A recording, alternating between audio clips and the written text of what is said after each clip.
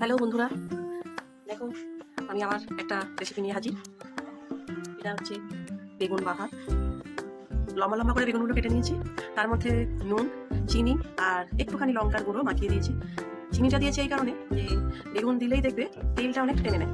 চিনি দেওয়ার কারণে তেলটা লাগবে কিন্তু অতটাও তেলটা টানবে না। তো তোমরা যখন বেগুন ভাজবে এইটা করে দেখো, চিনি একটু অল্প করে মাখিয়ে রাখলে সামান্য দেখবে তেলটা অতটাও টানবে না। ঠিক আছে, তো আমি বেগুনগুলো এক এক করে ভাজি। আর লম্বা করে ফালি করে বেগুনটা কাটাতে হয়েছে বললাম। তার মধ্যে নিয়েছি নারকেলের দুধ, বেশি এটা কিচ্ছু লাগবে না, নারকেলের দুধ আর কাঁচা লঙ্কা দিয়ে পোস্ত বাটা আর গোটা গোটা রসুন, এটা আমি বাটবো না। আর এই কয়েকটা শুকনো লঙ্কা, 4-5টা শুকনো লঙ্কা। তো এবার আমি রান্নাটা শুরু করি। বেগুনটা আমি সব ভেজে নেবো এক এক করে।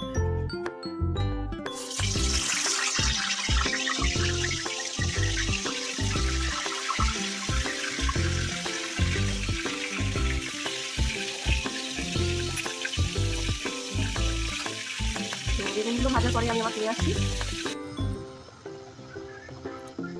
দেখো আবার আমি ফিরে এলাম, বেগুন ভাজাগুলো হয়ে গেছে। এই যে এবারে আমি আর তেল দেবো না, এই তেলেই শুকনো লঙ্কা যে 4টে রেখেছিলাম, বেশি দিচ্ছি না, 4টে শুকনো লঙ্কা, এগুলো ভেজে কিন্তু আমি রাখবো না, তুলে নেবো।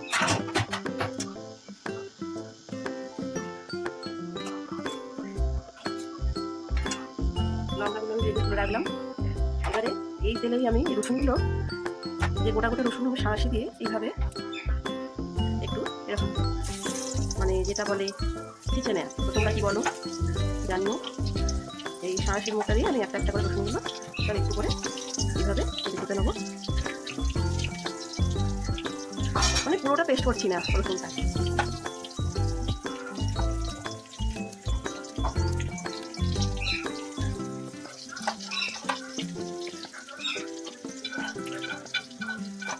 রসুনগুলো একটু কড়া করেই ভাজা হবে, ভাজা ভাজা হবে, তাহলে খেতে ভালো লাগবে, মুখে পড়বে রসুনগুলো।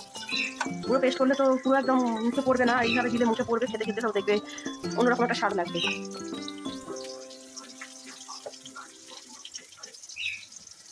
আমার খুবই শরীরটা খারাপ বন্ধুরা, শরীরটা খারাপ বলতে গলাটা শুনেই বুঝতে পারবে তোমরা, এত সর্দি হয়েছে, পুরো গলাটা ভেঙে গেছে, তার সঙ্গে কাশি। নিশ্চয়ই অনেকেরই এটা এই সমস্যাটা হচ্ছে। তো তোমরা দেখো,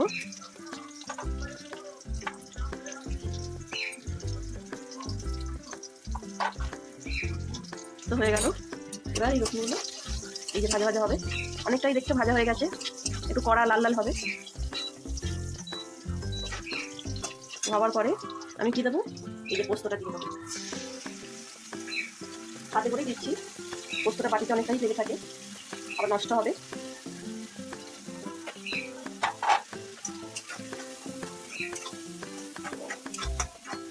একটুখানি হবে, হওয়ার পরে কাঁচা গন্ধটা চলে যাবে পোস্তর। তারপরে আমি এর মধ্যে দেবো সর্বশেষে নারকেলের দুধ। এটাই তো সেরকম কিছু একটা লাগে না, দেখালাম তোমাদের, শুধু রসুন পেঁয়াজ লাগে না, কিচ্ছু না।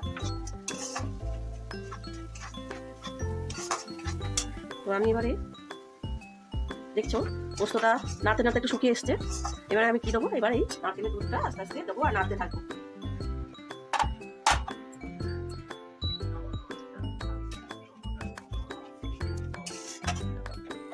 তো আগে তো বেগুনে আমার চিনি মাখানো ছিল অল্প একটু, আমি আর চিনিটা দিচ্ছি না। আর লঙ্কাও আছে দেয়া, একটু খালি নুন দেবো স্বাদ মতো।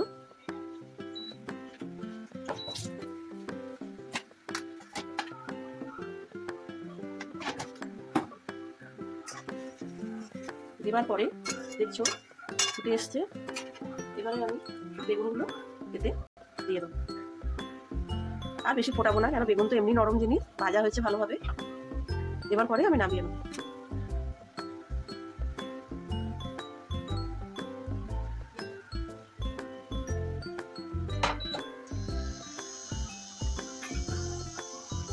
তো বন্ধুরা আমি আবার সার্ভ করে ফিরে আসছি। দেখো বন্ধুরা আমার বেগুন বাহার রেডি। তো ওপর দিয়ে যে শুকনো লঙ্কাগুলো দিয়েছি, এটা তোমরা মাখিয়েও খেতে পারো, এটা ঝাল কম হয় তো, যার যেমন ভালো লাগে খাবে। তো আমরা এটাকে মাখিয়েই খাই। তো দেখো কেমন হয়েছে।